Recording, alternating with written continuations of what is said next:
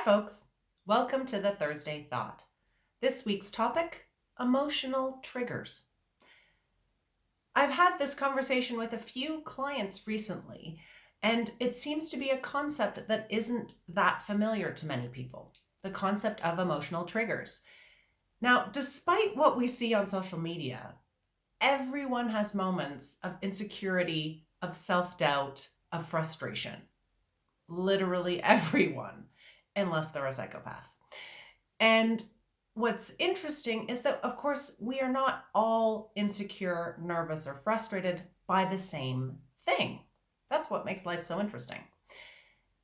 But often we have one or two real triggers that stimulate that feeling of insecurity, self-doubt, or frustration. And often those come from our childhood experiences. Being able to identify what those triggers are, knowing where and how you get triggered, is a huge step towards emotional agility and mental health. So, for example, say growing up, your mother did not pay enough attention to you. How does that manifest itself in the working world as an adult?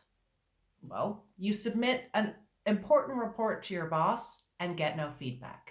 And suddenly you're filled with anxiety that she doesn't like the report, that the report isn't as good as you had thought it was.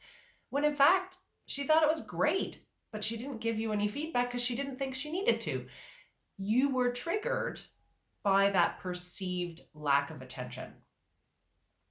Say, for example, your siblings growing up, one of them was a little bit aggressive.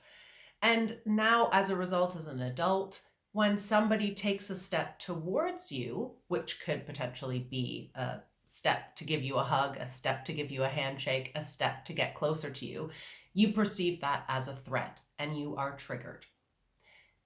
There are some really interesting books around emotional agility and triggers, and I will put them in the comments.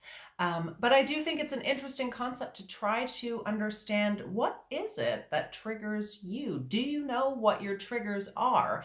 Because even by being aware of them, we lessen their power. So hope this has been helpful. I will see you again next week.